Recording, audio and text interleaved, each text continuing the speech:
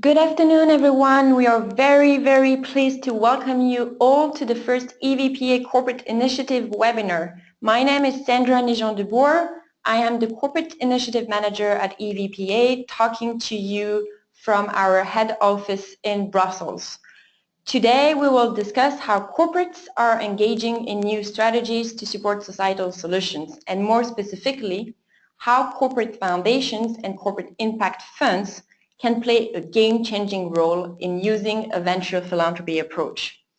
Before we start, let me give you, we have a very tiny technical issue with the slides that are not moving. Well, here we go. Sorry about that. So yeah, before we start, let me give you a few technical information about how our GoToWebinar platform works. Throughout this session, you will be able to open or hide the control panel, which is the console that appears on the right-hand side of your screen. Note that the control panel automatically collapses when it's not being used, but you can keep it visible via the View menu on the top. In the Join Audio section of the control panel, you should tick the option Microphone and Speakers if you are joining the webinar through the internet. If you are using a telephone, you must choose telephone and use the PIN code provided in the confirmation email you received when you registered for this webinar. As this session is recorded, we will be keeping the participants to the webinar muted in order to avoid noise interferences. However, we really encourage you all to raise any questions you might have. To do so, please write it in the questions section of the control panel at any point during the webinar. Please do not forget to clearly mention to whom you would like to address your question. You can also use that question section to let us know about any technical problems you may have.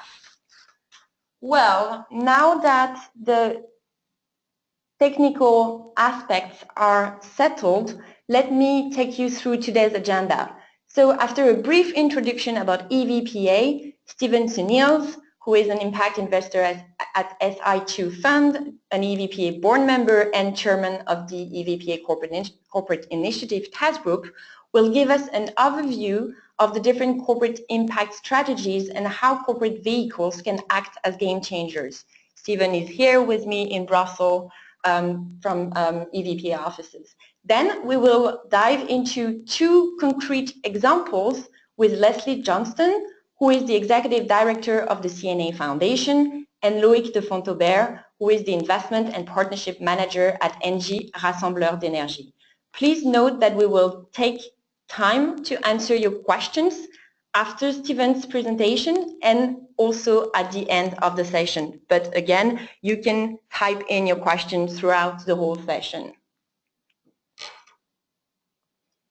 Well, as you may already know, the European Venture Philanthropy Association is a membership network gathering more than 220 organizations that have a common interest in using the venture philanthropy approach to create positive societal impact. Among our members, we count 40 members that are corporate related. You can see their logos on the screen right now. What is venture philanthropy? Well, in a nutshell, it's about matching the soul of philanthropy with the spirit of an investor.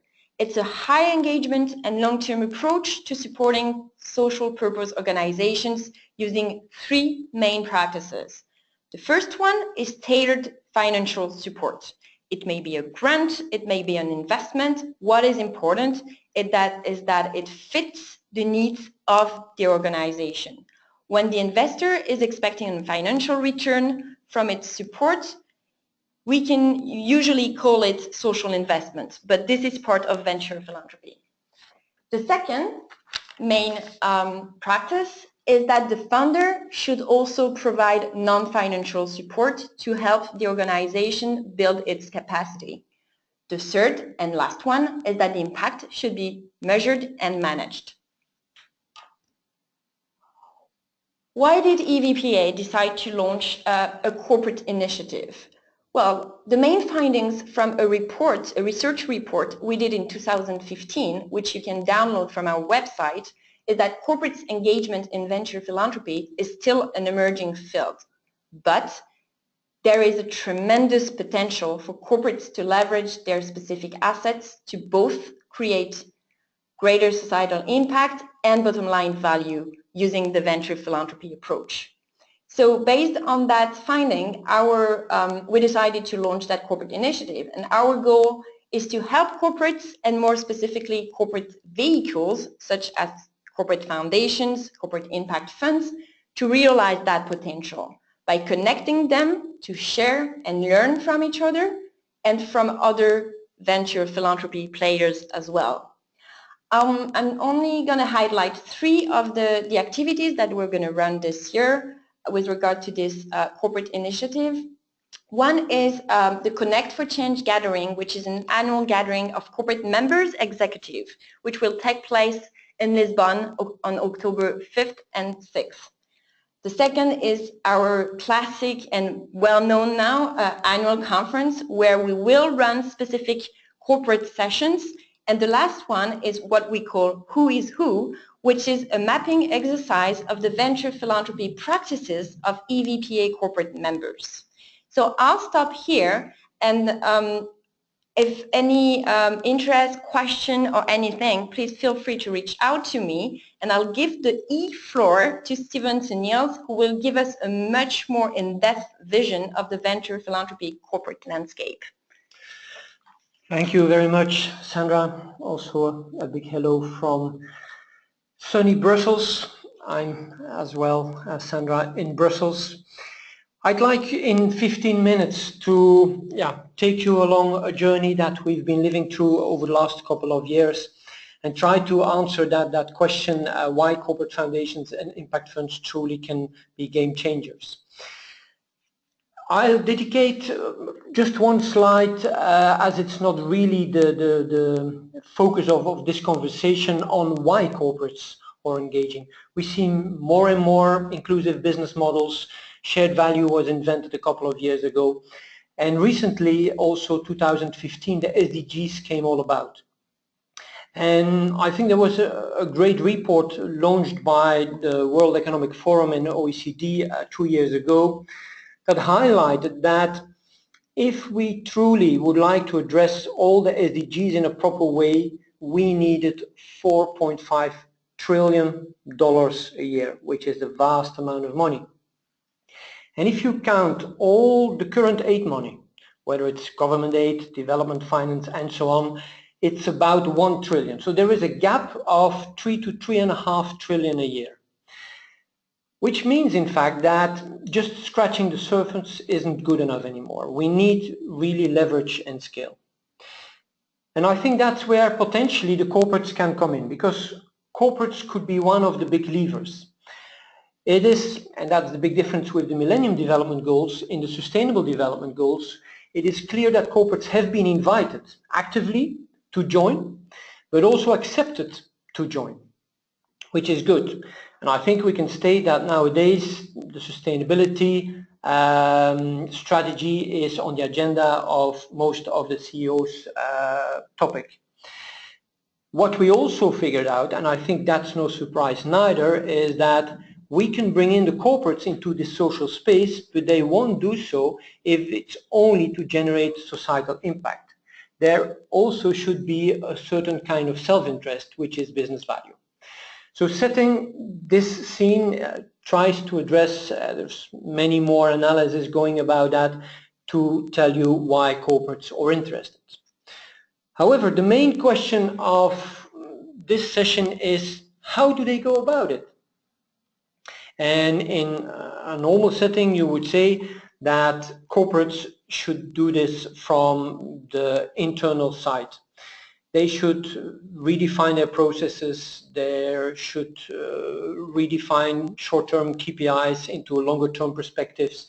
They should change the DNA of the company, readdress the organization, and so on and so forth.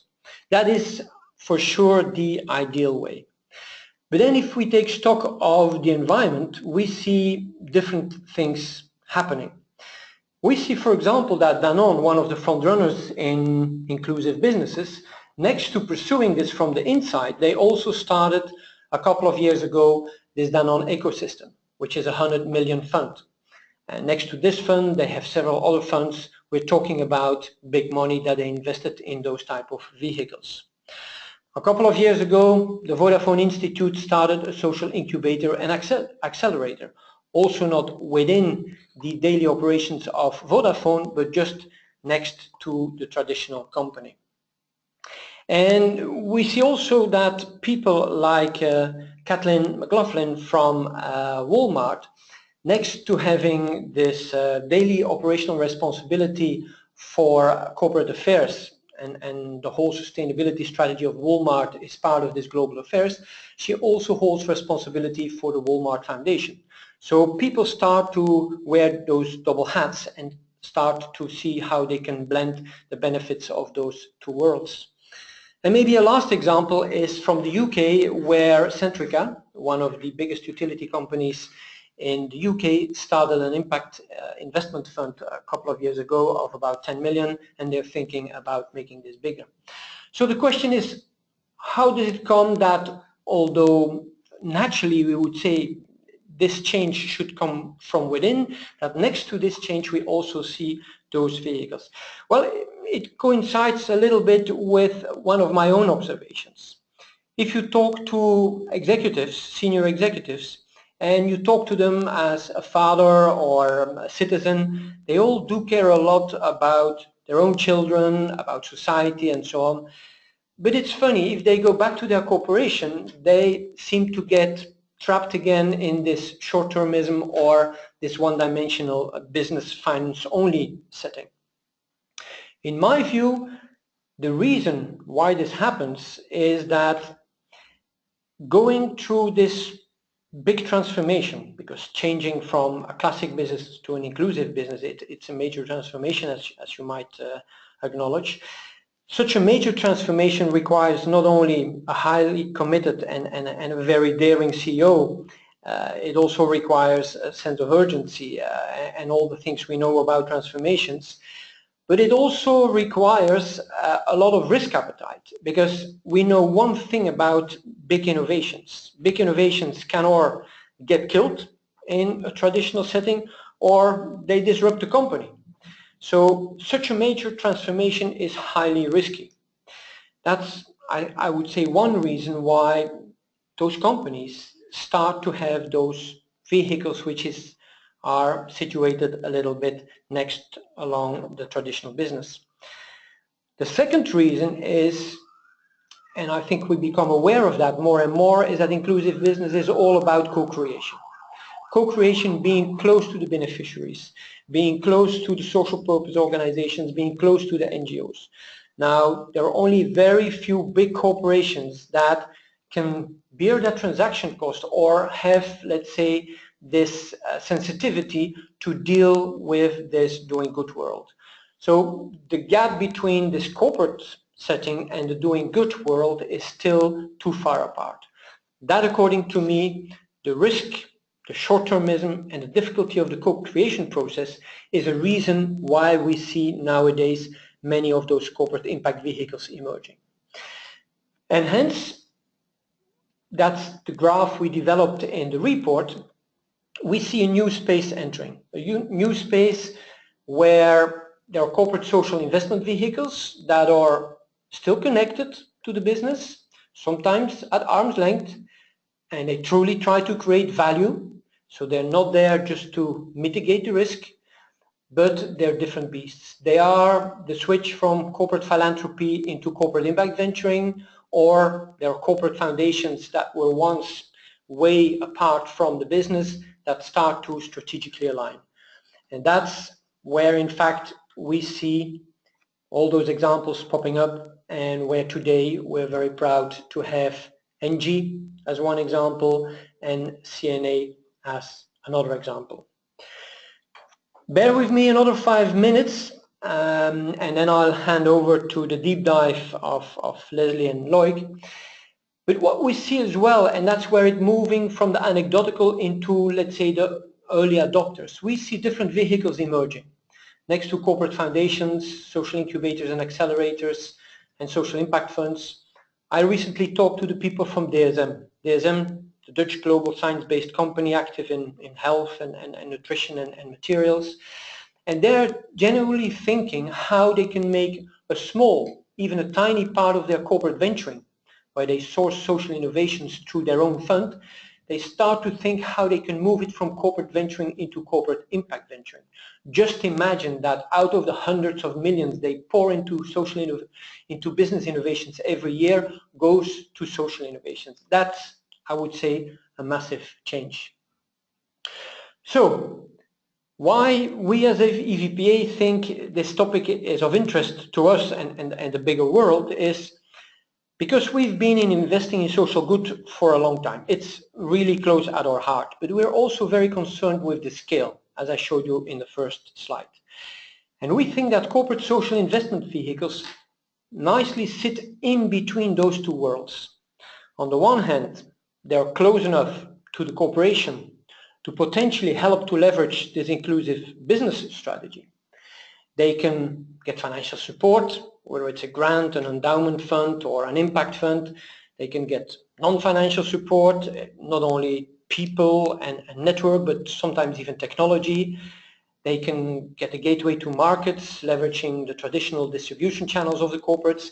But what they're expected to bring back to the corporates in order to really bring that business value is social innovations that hold this business value creation potential.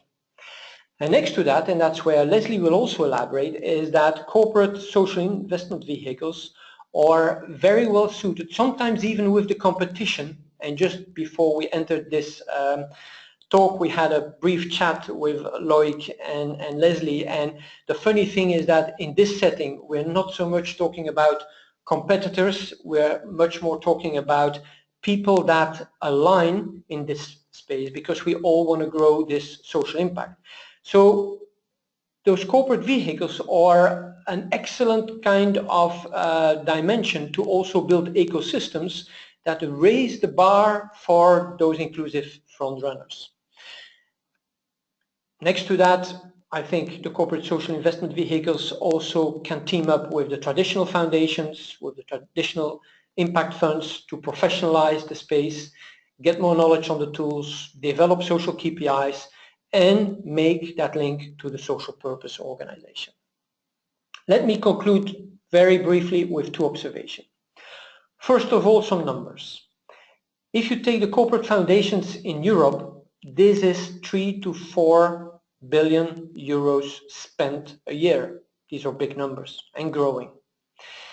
Also, if you take the corporate venturing space, where I was talking and referring to the example of DSM, if just a small sliver of the 20 to 30 billion would go into social impact, you see that the numbers we're talking are serious and growing, let alone all the other assets the corporates can be used for to leverage this social impact. And a second and my last observation is that, yes, we're not yet there. We embarked on this journey 3 years ago, and we are trying to rally all interested people around these themes because the corporate world and the venture philanthropy world is still apart. But the good news again is it's early days, but we're moving from an anecdotal kind of setting to early adopters where we try to see patterns and where we try to see also people that are making successes and sometimes failures. Thank you so much, Steven. We're going to take a few minutes to answer your questions. We have one from Flavia, which is motivation really related to impact? Would that be something you could dig on? It's a pretty difficult question, but it's at the heart of the matter. We say that the intentionality, being genuine about pursuing societal impact, is definitely at the heart of venture philanthropy and social impact. So the intention should be genuine and real. If that's not there, definitely if we talk about corporates, the danger exists that it's only about brand equity, building brand equity. And that's not the game or the corner we want to go to. Thank you. In your view, what is the main obstacle that prevents corporate vehicles from engaging in venture philanthropy? I think that Leslie and Loic can also answer later on this question. I give my 2 cents. Those are early vehicles. We're still flirting, or the venture philanthropy organizations going for the social purpose, or the extensions of the corporate also bringing back business value. So they're still emerging as new vehicles, and the whole governance structure, if you take Danone, if you take Walmart, if you take others, they're experimenting with how to set up a proper governance structure such that the social purpose can be front and center, but also the business value creation can be leveraged within the corporation. And blending the two, this social front and center purpose with business value in itself is already a challenge, but being a new and tiny vehicle, that's, I would say, an extra dimension of challenge. Thank you, Stephen. What do you think about thematic approaches? Are corporations attracted by such approach? I think it can be linked to the SDGs. Yeah. Well, yeah. What we are saying, or at least what we're trying to put forward, is I hope it became clear that there is still not one silver bullet, and many corporations are experimenting with a whole set of vehicles. So we'll see that also CNA and NG have different vehicles. Danone has a handful of vehicles. So there is not yet one silver bullet. So we try to mature the space by experimentation, leveraging the learnings, and so on and so forth. If the question on thematics is whether we should not focus much more on energy or health or textile, I think that first of all, the idea itself of de-risking the corporate transformation by establishing vehicles should be adopted. And alongside, of course, and this is a sign of maturity, that alongside this shift, we more and more then get to a sector approach where energy or materials or healthcare become the leading principle. If I got the question right on thematics, that would be my answer. Thank you so much, Stephen, for your input. I will leave you the floor again, the E-floor, for you to facilitate the deep dive with Leslie and Loic. Yes, thanks, Sandra. I've been talking about 15 minutes about all this stuff, but it's of course in reality that it all happens. So again, we're very fortunate to have Leslie. Leslie is the CEO of the CNA Foundation worldwide, and Loic, who is the investment and partnership manager of NG Rassembleur d'Énergie. Two well-known, well-established, what we would call corporate social impact investment vehicles. So I'm very glad, both Leslie and Loic, that you're willing to share your experience. And I have 4 questions for you in the next 40 to 45 minutes, and then we'll open up the floor for questions from the audience. My very first question, both for you, Leslie and Loic, is I know, Leslie, when you came on board at CNA, the environment was quite different from it is today. So I'd like you to elaborate a bit from where did you come from 3-4 years ago when you embarked with CNA on this journey to where you are now. And the same for Loic. Loic, NG has multiple vehicles. They have a foundation, they have a fund on competence, but they also started an impact investment fund. Again, the same question for you, Loic, is how does NG came about this idea? Leslie, maybe you can take the floor. Sure, great. Well, thanks, Stephen, and very, very happy and honored to be here and share our story. So I think just a bit of context. CNA Foundation is part of the global retailer CNA, which hopefully many on the phone are aware of. But CNA is actually part of a larger diversified group of companies that started in 1841. So we are coming from a long tradition of a family that was very successful, very entrepreneurial. The companies are very diversified. Retail through CNA is, of course, the most customer-facing one. There's also real estate, there's investment portfolios, both private equity and venture capital, and more recently, the shareholders just launched an impact investing fund. So this group behind these companies are no strangers to different types of vehicles to achieving impact, both financial and social. And I think what's important to note is when CNA, the company, was created in 1841, it was done so at the same time as Philanthropy. The two founders of CNA, alongside with their ledger, they also recorded the first grants that they gave to people in need. And so the spirit of philanthropy has always been very strong within the family that owns the company. The company is still family owned and still very much driven by values. And I think that context is really important to understand, why we're doing what we do and where we came from. So fast forward about 160 years, the corporate philanthropy of the group had for many years been very decentralized. So every sort of CNA entity, which was operating in China and Brazil and Mexico, as well as about 20, 25 European countries, had different ways to do philanthropy. And that was done through the Instituto CNA in Brazil, or Fundación CNA in Mexico, or even CNA Foundation coming out of Switzerland. And in 2013, that changed, and that changed for a couple reasons. One reason was I was on board managing a different foundation for the family, but I was also put on the board of CNA Foundation, and I started asking myself, this is a tremendous opportunity. You have a lot of investment going out the door into very worthy initiatives, but when it's very fragmented and decentralized, you're not really getting the bang for the buck that you could get. And more importantly, you're not really addressing the deeply rooted societal issues that you see in this industry, the global apparel industry.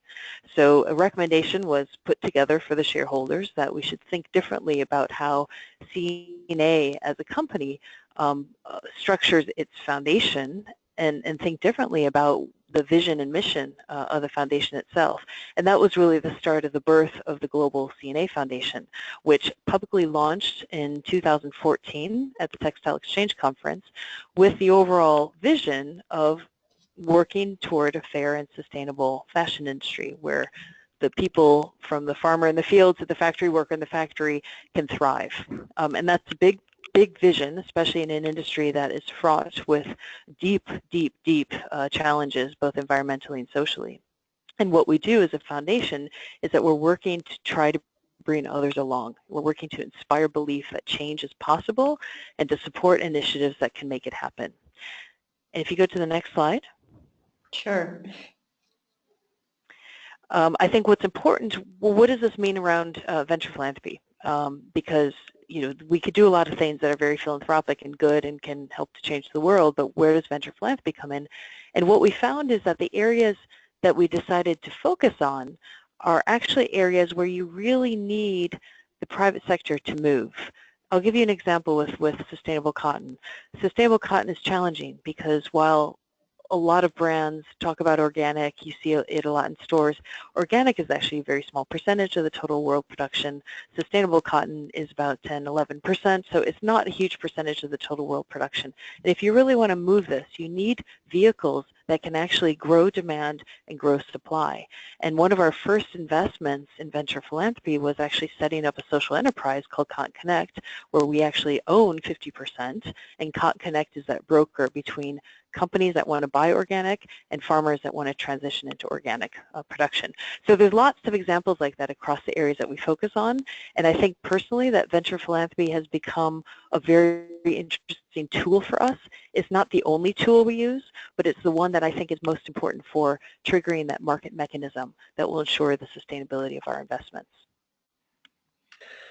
Thank you so much, Leslie.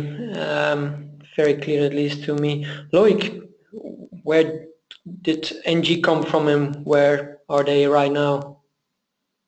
Okay, thank you very much for inviting us. So now the question is why, where, and when. So why 20% of the world's population has no access to electricity? More than 1 in every 4 people in Europe faces energy poverty, and nearly 3 billion people do not have access to clean and safe energy cooking solutions. We believe access to energy is at the heart of the fight against poverty and a key driver to sustainable growth. For 25 years, ENGIE has been actively working in various ways to provide isolated and poor communities with sustainable energy. Through its staff involvement, through groups NGO, and also by providing support through solidarity programs after natural disasters. Now, Professor Mohamed Yunus rightly said, philanthropic money has only got one life.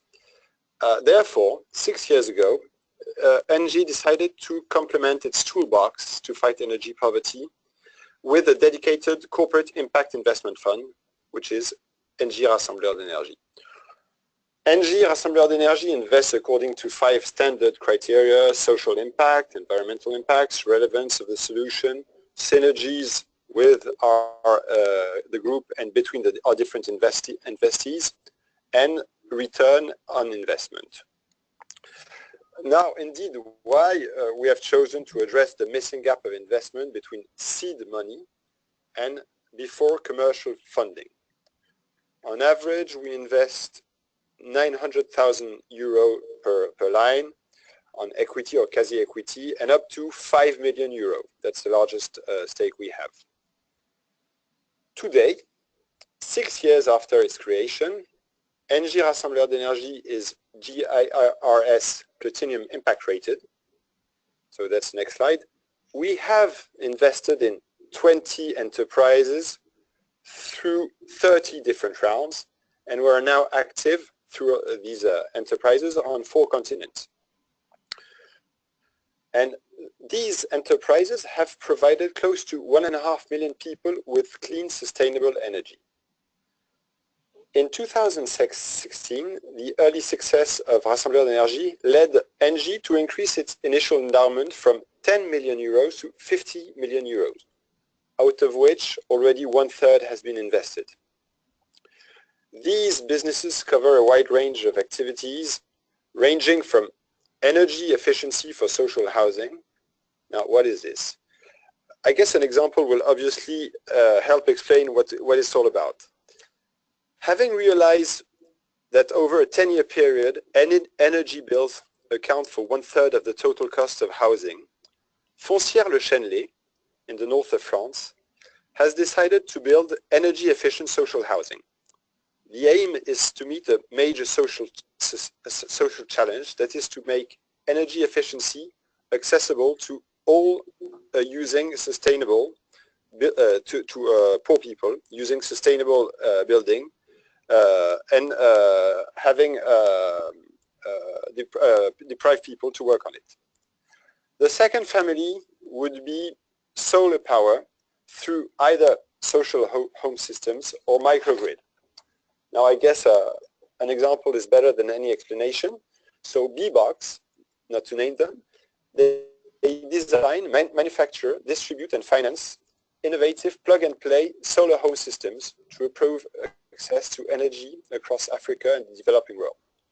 To date, they have more than 85,000 clients and have improved the lives of 430,000 people across the world. Last kind of investments we've achieved is clean cooking solution. And I guess on this I will also quote an example in our portfolio. That's Sistema Biobolsa.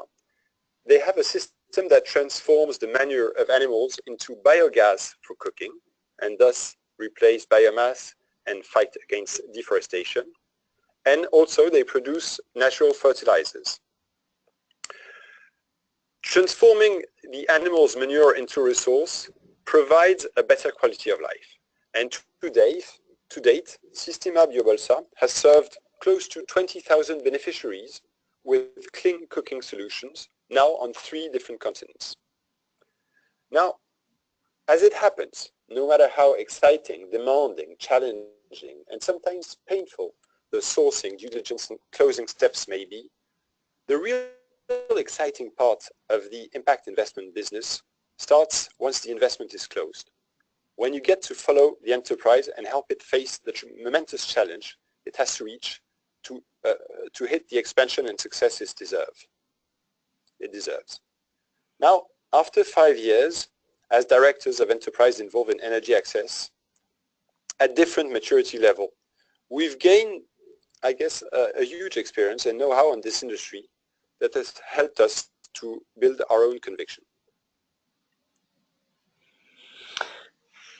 Okay, Loic, thanks for this very comprehensive and also nice examples. I'm going to dive later on in the benefits for the corporation and the benefits for you being part of a corporation, but I first like the two of you to give us also a little bit more examples of the concrete financial instruments. We tend to think very often, okay, this is a corporation providing grants and then those vehicles can just quote unquote spend the money for the good. But it's far more sophisticated if I hear you well. So both Leslie and Loic, can you give us a little bit more insight in the VPSI, the venture philanthropy and the social impact financing instruments that both of you are using?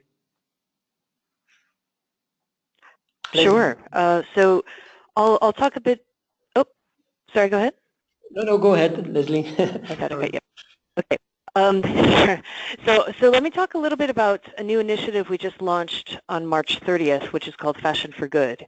And the goal of the initiative is to transform the global apparel industry from the current linear make, take, waste model to one that is regenerative and restorative. So it's a pretty big mission. And we believe that to do that, you need innovations and you need to bring innovations to scale. So there's a lot of thinking that we did as to, well, what's the right financing vehicle in order to enable that? I mean, on the one hand, as a foundation, we could always just give a grant and give money away, which in many aspects we are, and we are supporting the operating costs of Fashion for Good as a grant. But there are also opportunities we felt where we could use money in a different way that could actually trigger that market mechanism. And there's 2 ways we're doing that. The first way is in partnership with IDH, which is the Dutch Sustainable Trade Initiative. We are putting together a new fund which effectively acts like a guarantee fund. And the reason why we're doing this is that we realize that once you identify and grow an innovation, you still need to get that embedded in the supply chain, which tends to be on the other side of the world, and cost of finance is really high. So what's going to motivate a wet mill processor to actually take out a loan and change the way its factory is structured in order to incorporate a new technology? So money's expensive there, and so that the idea of this fund is it's really working as a incentive and even a de-risker for local financial institutions and other investors to put money into these transformations that need to happen in the supply chain. So it works as a guarantee. Our investment will be subordinated to the others, which is attractive to them. So it hopefully should also work as a way to unlock money. So that's one example. The other example of Fashion for Good is we're running an accelerator, which effectively brings about 12 to 20 innovators together every year.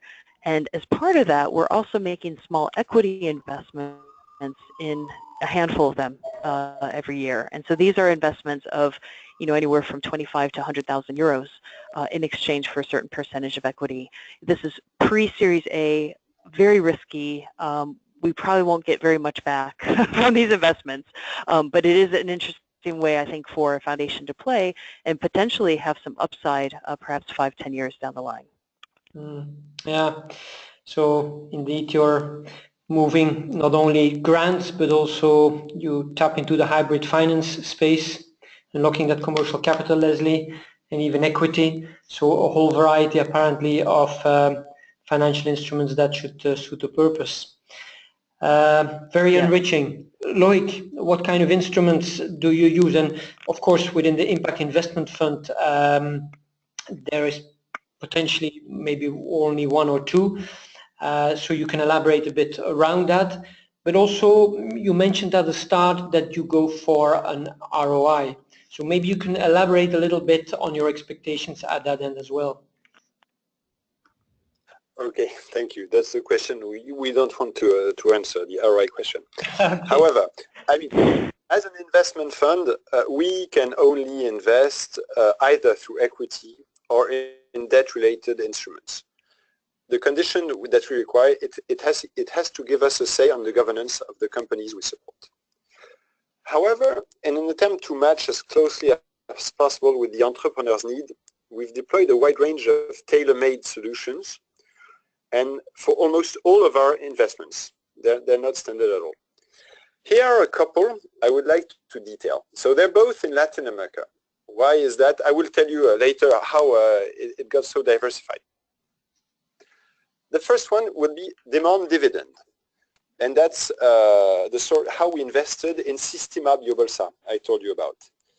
So we made, that's where we made a demand dividend. Now what is it? It's a convertible loan whose repayment tranches are determined after the revenue generated over a 6 month previous period before you pay. Thus, it doesn't prevent the company from growing or threaten its survival. Now, of course, the payback period and the total amount paid is adjusted so as to guarantee the interest rate that we agree upon at the closing of the documents. The second one, I think it's even more interesting. It's an impact-related yield dividend. And we've also achieved, we're about to achieve this one on another solar home system company that is active in Latin America. Now, the negotiated remuneration rate of the preferred shares decreases as the social and environmental impact generated by the enterprise rises. Of course, the first reading of the scheme is the greater the impact, the lower the return. We don't agree with it because we do value the social and environmental impact as a dividend, and therefore our reading for it is that it gets us and the enterprise into a win-win situation. Now, I was telling you, and I have to give you a hint why it's so innovative in this part of the world. You have to blame it or to thank Santa Clara University and John Kohler, who is very innovative with these kinds of products. Now, on the return on investment, the idea for us and our target is at some point, at a foreseeable point, because we have to meet our investment demand, is to reach break-even. So it won't help you a lot. In the long run, we will hopefully, like any impact investment, the losses will be covered by the gains. But I'm afraid that there's no more we can say about it. Yeah.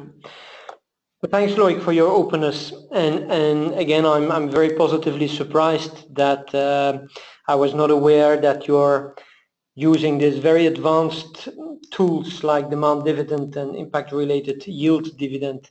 I mean, yeah, it's good to hear that those corporate vehicles are also front runners on innovative financing. Really great. So this is a bit more than the diversity of financial instruments you use. Let's then turn into the business side. Let's try to answer this two-folded question. On the one hand, what do you get from your corporation next to the money and the mandate, of course? What else do you get? And the reverse question, what do they expect you to bring, and what do you promise to bring? Does it go beyond brand equity? Is it social business innovations we've been talking about? Is it employee satisfaction? Is it speed of innovation? So those reciprocal relation, how do you kind of go about that, Leslie? Yeah, that's the ultimate question. Because I think it's interesting when you look at, I mean, we're a foundation, and foundations by design are long-term, can take risk, have a very different profile from a corporate, which tends to be more profit-driven, perhaps more short-term. And so it's an interesting partnership. I think from our perspective, the fact that as a foundation we anchored our strategy on the same framework that the corporate had for their own sustainability strategy was a good starting point. You know, we're singing from the same song sheet, and that's really important. Now we play different roles because, of course, the corporate with its sustainability vision is focusing on specific areas and specific 2020 goals, you know, in its own supply chain, whereas we as a foundation are looking at the public good and look at the industry overall. I think what we share, in addition to the complementary strategies, we share accountability. You know, if you look at the governance side, I have CEOs of the business sitting on my board. I sit on the board on the business side for sustainability, so there is that crossover. We actually share a opportunity to test initiatives or new models in the corporate supply chain. I think that's actually very compelling for us because a lot of what we do is try to catalyze new ways of doing things. And how great is it to be attached to a company that is sourcing from, you know, many countries in Asia and beyond, and we're able to actually test things with factories and with the industry. So for us, that's a great benefit of being a corporate foundation as opposed to a private foundation that doesn't have that partnership. I think also for us, it's an opportunity for us to tap into almost 60,000 ambassadors for change. And I'm talking about the employees of CNA globally that through various programs where we work to engage them and ideally inspire them, they could really become ambassadors for the cause. So that's a benefit for us. And of course, it's also a benefit for the corporate. The employee engagement piece, of course, creates more loyalty and higher productivity and lower attrition rates. So that's really a win-win. I do think specifically for the areas where we're playing as CNA Foundation, there is another benefit for the corporate, and that's the following, and this is tied to the Fashion for Good example, is that some of these problems we're trying to tackle are so big that you're really not going to be able to tackle them unless you have new solutions. And innovation is critical to that. And through its partnership with us, and through the partnership with Fashion for Good, CNA is able to engage at a very early stage with innovators that have come up with new ways to dye clothing, you know, not using water, or new ways to do a leasing model that would take us out of the buying and the waste industry and more into a service industry. And having exposure to that through the initiatives that we're funding is very valuable. And the corporate serves as a mentor to them, and we serve as a funder and supporter. Yeah. Leslie, you once told me, and I think really this is a great example because it's all about innovation and scale and social innovation, and business can scale, about this workers' right and workers' condition. I think it was in Bangladesh, where you proved in 1 or 2 factories that if you kind of create a good working condition for the workforce of your suppliers, that productivity goes up and so on and so forth. Could you expand a little bit on this very specific thing where you were able as a foundation to break the ground, and then the corporation took over this innovation and truly scaled it? Yeah, so this was a program that we were piloting, which was looking at how can better processes, more efficient processes, a more engaged HR function in factories lead to higher productivity, which could create value for the suppliers or the factories themselves, but also create value for the buyer. And we ran that a couple years ago. We had some pretty good results from that, in that it showed that there's real value created in terms of savings and efficiencies by the company, the manufacturer, but there's also some increase from the worker side in terms of wages. So that was actually, that was started with a small number of factories, which then through the partnership with CNA, we were able to extend to about, I think it was just over 22 factories across 5 countries to test that and test it in different contexts. What's interesting, and Stephen, I think we probably haven't spoken about this because that was some time ago, is we realized as a foundation, we also have a duty to go much further to basically improve the working conditions and increase the wages of the workers. And we realized that there's certain elements that that particular program didn't have. And so if you look at the strategy of the foundation right now, we're doing a lot more around strengthening worker voice, helping workers be better able to understand their rights. We're also doing a lot around transparency to create more accountability in what's happening on the ground. And it was that program that showed us, yes, there's a business case for better efficiencies, and it makes sense to all the businesses involved, but in terms of social impact, it's not enough. And I think it also taught me that you need all these different actors to do this. I think business will only go so far. I think foundations will only go so far. But when you bring the two together with their very different goals, then you can actually achieve much more together and create an additionality. Mm. Interesting, indeed, yes.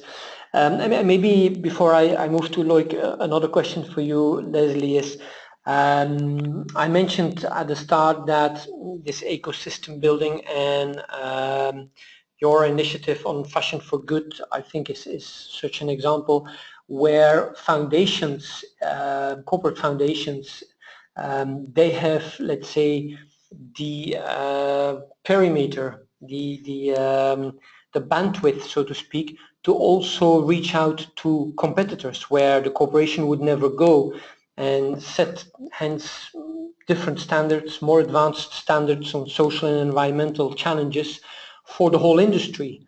And if then your corporation is one of the front runners, they might benefit because others drop out. Is that something that you also experiment, or could you elaborate a bit how you go about working with the Zaras and the H&Ms of the world? Sure.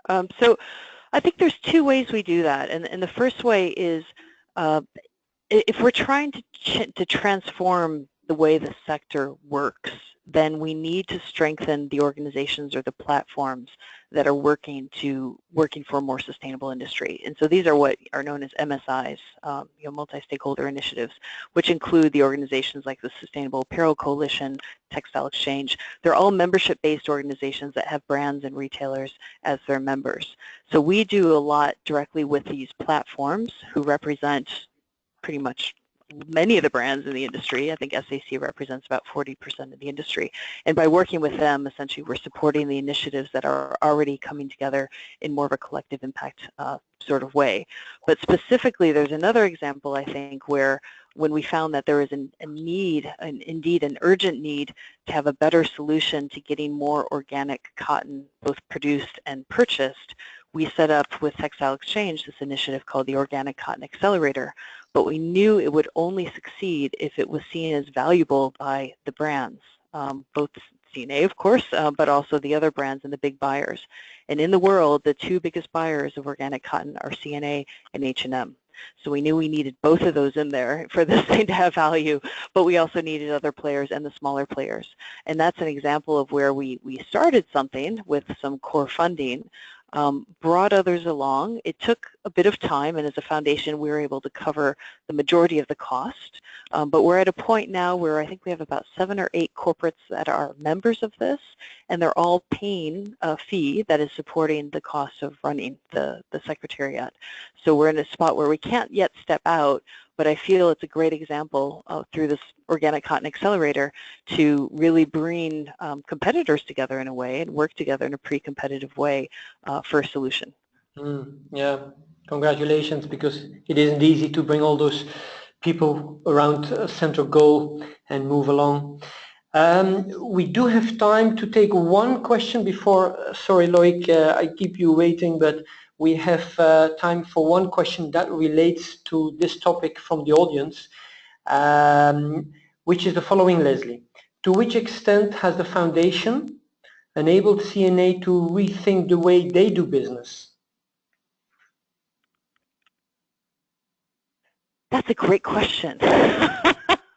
I think what's exciting about having a foundation, especially one with a very ambitious goal next to a business that's also on its own journey, is that we have the opportunity to nudge and even at times de-risk taking steps on that journey. And so There are examples. I mean, one example is Fashion for Good, is that by setting that up and in partnership with CNA, we've been able to work with CNA, with Fashion for Good, to actually help CNA start thinking about developing cradle-to-cradle product for its own business, which is a pretty big step. That's cradle to cradle is something that's still very niche, and it's hard to understand how you get into that. Yet it could be very good for both the environment and social side.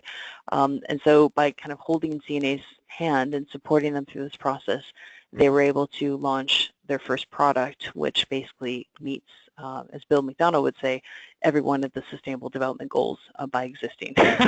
So that's a great example of how they kind of sort of took what we were doing as an industry-wide initiative and then figured out what this means for CNA, and then invested on their side the resources and people that they need to make it happen. Yeah, indeed a nice example. Loic, now I'm turning to you about this question about this reciprocal relation.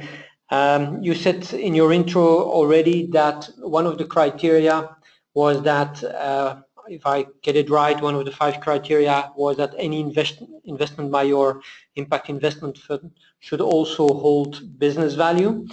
And I'm sure you've been doing something right, because your corporation decided to pledge in more money from 10 million to 50 million. So can you explain a bit what you do right for the corporation and what you expect the corporation do for you? Okay, thank you very much. What we do right. I think ENGIE Rassembleur d'Énergie fits in ENGIE's strategy and CSR policy in more than one way. I will first, I'd say human resources. There are 6 of us at Rassembleur d'Énergie, and I would say that we give our colleagues the opportunity to commit to something they believe in. Indeed, to close 30 deals, it has required more than 6 people. And we have been very extensively using the 20 or so, what we call them, Rassembleur d'Énergie fellows, who have worked with us in a very fruitful way. Second, as far as human resources is concerned, is that the capital invested is funded both by ENGIE Group and by ENGIE's employees through a dedicated savings vehicle. Through this so-called FCPE, it's a mutual investment fund, close to 13,000 group employees have contributed to the financing of the fund while investing part of the savings in line with their professional commitment and field of action. And last, as another example in HR, is, for instance, in December 2013, a so-called pioneer program brought together 30 high flyers from ENGIE who worked with the Shenley teams I told you about earlier to work on their future strategy. It was part of an intensive training program to boost the leadership of ENGIE's employees. Now, as far as group objectives and CSR is concerned, there is an objective set by ENGIE, which is to provide 20 million people around the world with access to sustainable decentralized energy by 2020. And we haven't defined exactly how much we will contribute to this objective, but it will account for probably over half of it. And on a more local basis, given the trust that has been built between Rassembleur d'Énergie and the entrepreneur, we do rely on these local actors to deploy any CSR program that come along with any mainstream operation, provided it has to be at arm's length and it has to profit to both parties. Now, a third one, which was not expected at first, but that eventually came up as something really interesting, is business and technical watch. We had never anticipated that first that we would learn so much from these enterprises serving a poor population. It got us to get to know new business models that have now, I'm not telling you that they have oriented NG strategy, but they're very much in line with NG strategy as a decentralized energy provider. They've taught us how to reach segment of customers without any credit history that weren't even eligible to microcredit, thanks to pay-go solutions. So that's basically technical solutions that enable people to pay through their mobile. That's very common in Eastern Africa, for instance. And to it's a rent-to-own device that enables them at the end of the period to own their the power supply they have. Okay, so you actually open the market for the mothership, so to speak. We like to think of ourselves as a soccer fish, but that's okay, right, yeah. So employees, yeah, objectives, and new new markets. A question for the two of you on this third topic, which is this reciprocal relation. Do you keep track of both the social and business value that you create? Is this a question that is often asked? Do you put it in metrics, or is it more a strategic engagement that both the corporation and the foundation or the fund believes that this just goes together? So my question, I think, is how tangible and concrete do you make this business social value of what you're doing? Maybe first, Leslie. Sure. Well, I think that, I mean, first of all, and we haven't talked about this yet, but I think that the regulatory environment is an important constraint or opportunity to raise, because I do think that foundations are very much controlled by the jurisdictions under which they operate. We happen to be a Swiss foundation, which I think is a little bit more liberal in terms of how close we can get in terms of funding charitable initiatives that are within the industry of our corporate. I think that that type of liberty is not the case in other countries. And I mention this because I think that as a charitable foundation, we clearly measure our societal impact. We have a whole bunch of KPIs, both on the social and environmental side, that we track. We also measure the employee engagement impact. You know, we track everything from the number of folks going through our programs, to the grants that are given in the local communities, to even the increase in employee engagement score through the annual survey of employees. So there's a lot of measurement there. What we don't measure is the financial value to the business, because I don't think that's necessarily in our place. I mean, there could be a financial value. We like to think that through these many initiatives that ultimately CNA and other businesses will benefit from more sustainable activities. But I just think for a foundation, that is not our remit to actually measure that and communicate that. Yeah, so interesting what you're saying, and great you bring up this topic indeed, Leslie, on regulation. We still see a lot of corporate foundations that are hesitant in putting their toe in the water because of this regulation. But what you seem to say, if I get you right, is that actually measuring, and I think you applied the theory of change there as well, is one of the elements how you keep on showing that you truly create societal value. Is that right? Yes. Yes, and I think that I mean, what's beautiful, I think, about a corporate foundation is that you are governed by leaders in the corporation who are business people and who like numbers. I like numbers too, and want to see performance against indicators and targets. You know, so I think that in a way we kind of that has brought, and I have a business background as well, but that has kind of brought a business lens to running a foundation. And you know, and we hold ourselves accountable, but we're really just focusing on that societal piece. Very clear, thanks.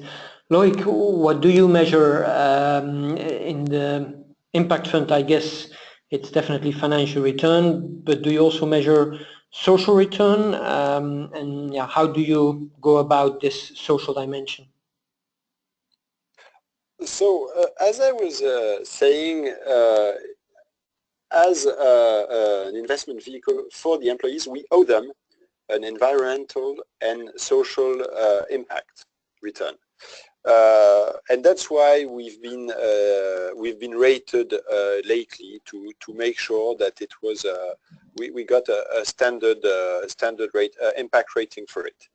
And another thing, so what we would measure, for instance, is job creation. We've already well, not ourselves, but the enterprise we've invested in have created over 3,000 jobs. People who benefit from the solutions. So we're probably close to hitting 1.5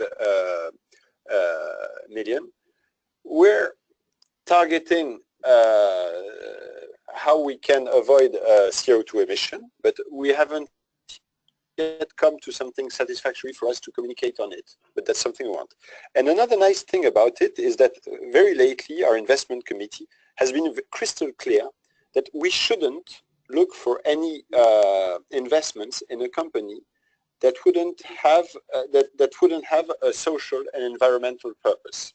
First, it has to be obvious. If it's technical, however smart, if it hasn't got any social impact or environmental impact, they tell us to forget about it.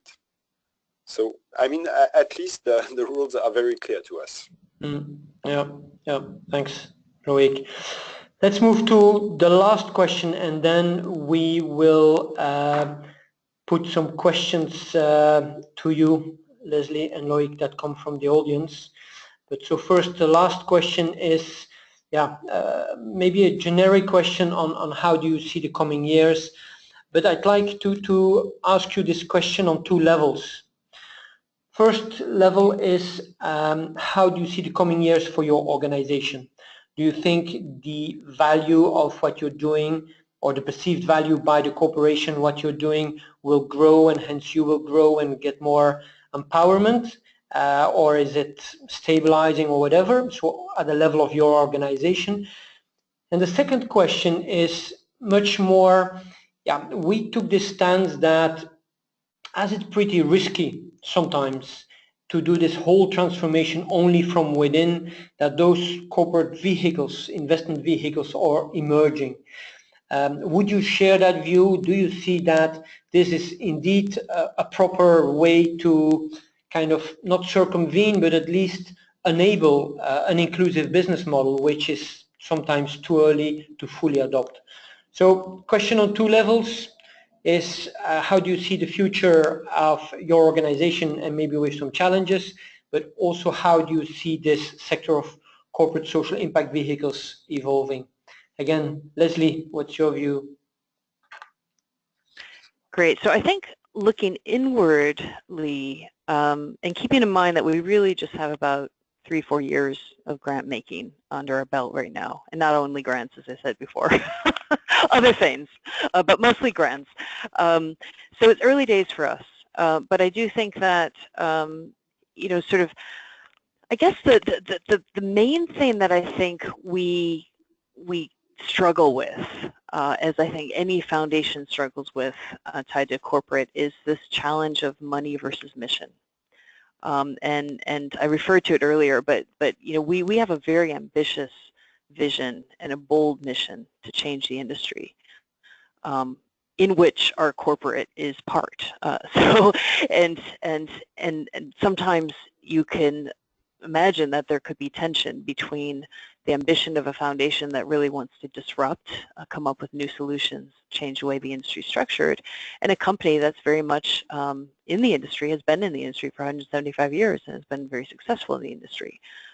So that's not a challenge. It's a challenge I think every foundation corporate pair has. It's one that we've also experienced. I think it helps us on our side that we are aligned with a company that is still privately held and family owned. So that brings very much a deep values-driven management to the company, and I think that's important. But I do think this money versus mission is a big question. It's a question that probably a lot of corporate foundations will ask themselves when they decide to transition from maybe what has been more kind of old school corporate philanthropy, the sports checks given, the local newspaper, to something that's more strategic. So that's inwardly what I think we struggle with, and I think we need to resolve. I think looking at the industry as a whole, I do see that, I do think that we will increasingly see more and more corporate foundations moving into this space. I think I mentioned this to you, Stephen, earlier. Once we've kind of came out to the world that, hey, this is what we want to do, we've had a lot of other fashion retailers and brands reach out to me to say, hey, can we learn from your journey?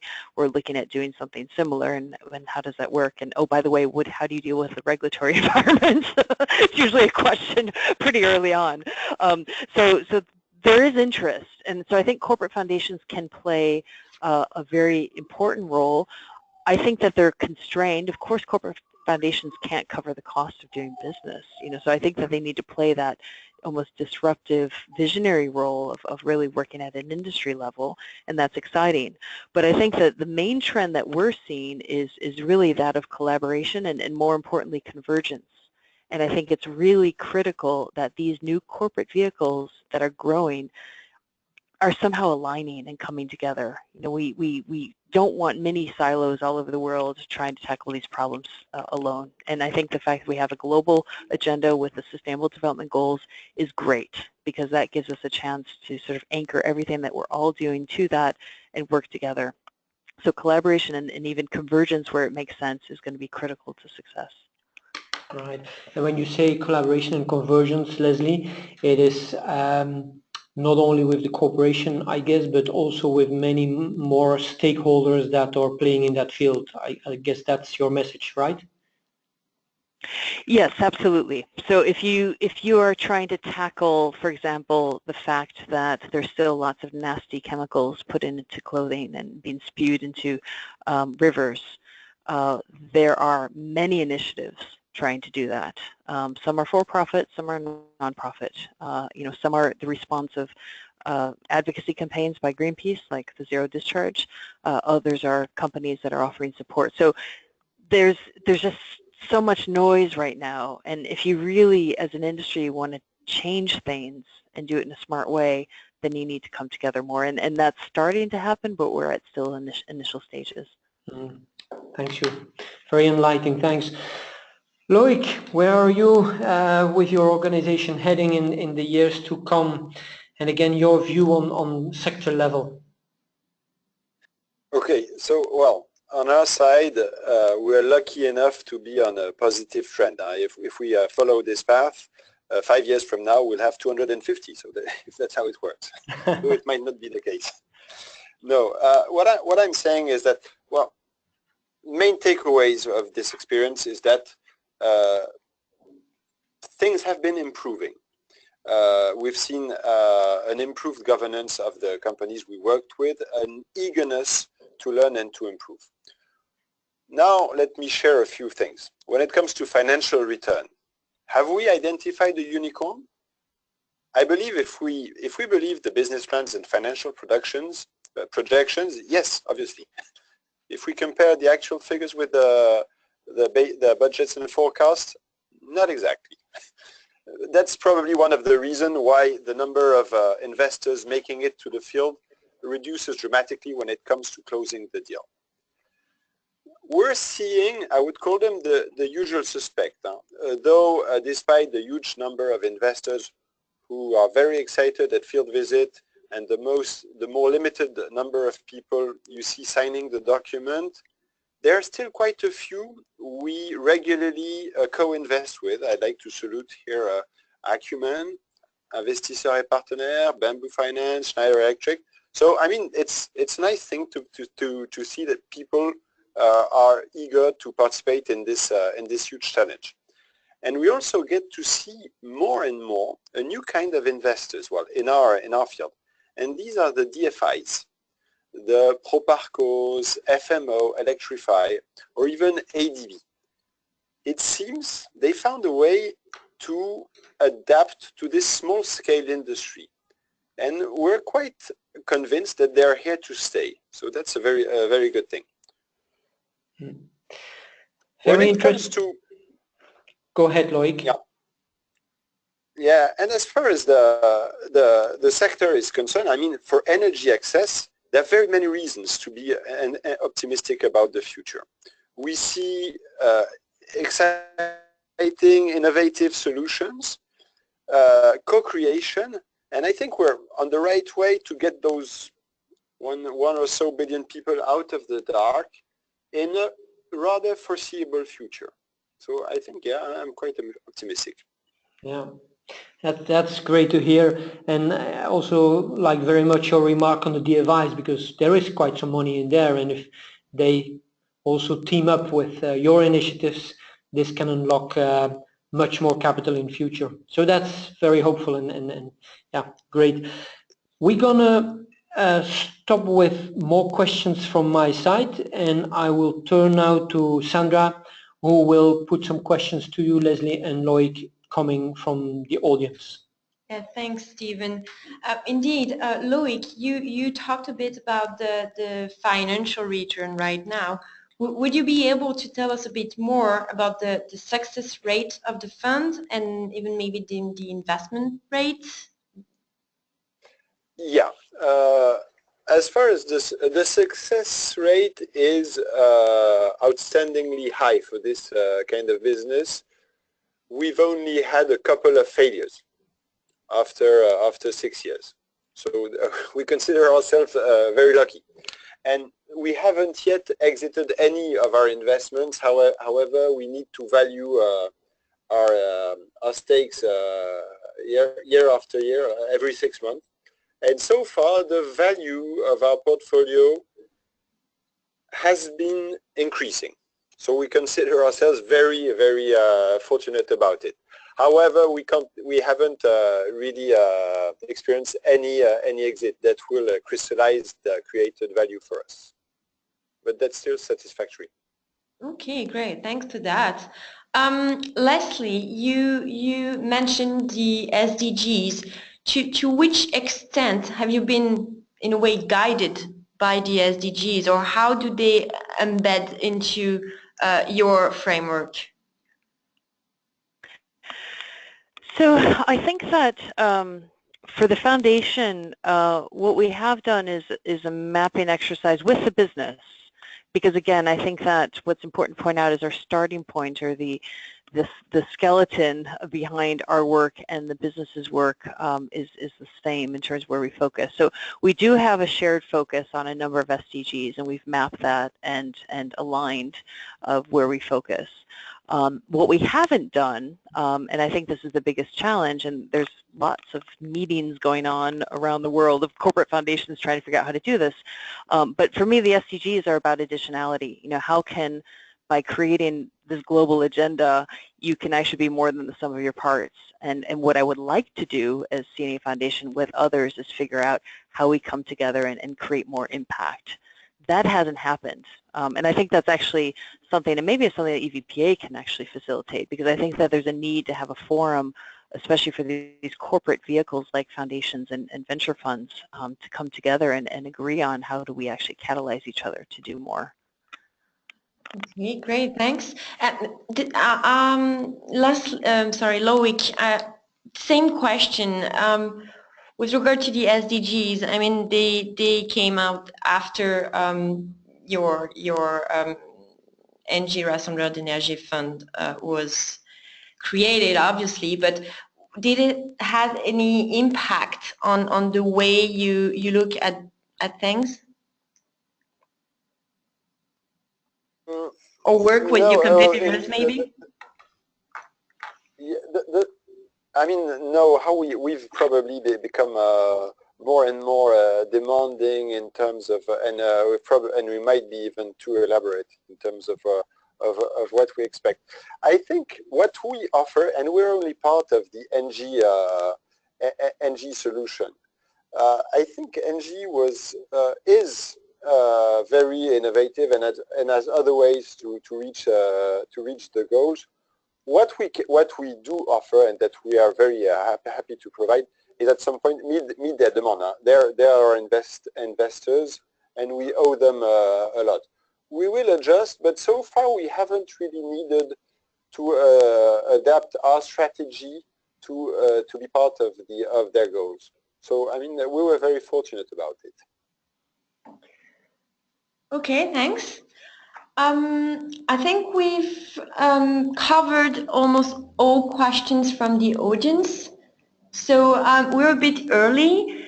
Is there any maybe issue or topic that you think is extremely important and that you didn't get a chance to talk about or raise?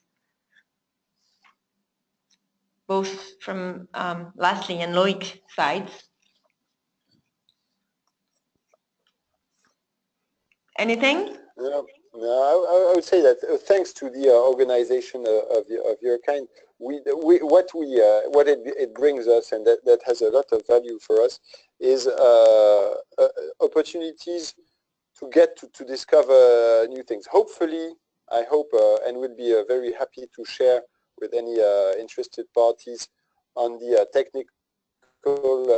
technicality of the instruments, for instance, we've been working on. There's nothing specific about it.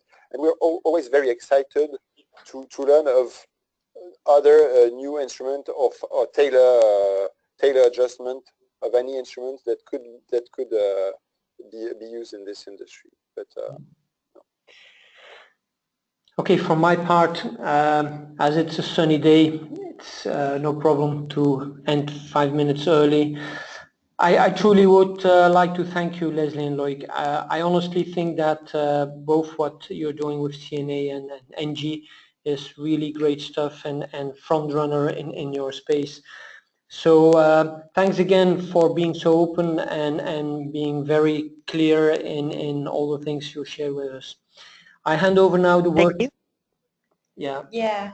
Well, we on the attendance side, we would like to thank you all for attending this webinar, and we really hope you enjoyed it and we got to answer the questions that you raised. Of course, I echo Stephen's thank you with regard to you, Loic and Leslie. And Loic, thank you so much for making that promotion about being an EVPA member. And Leslie, you are part of the Corporate Initiative Task Group, and you're very involved in this.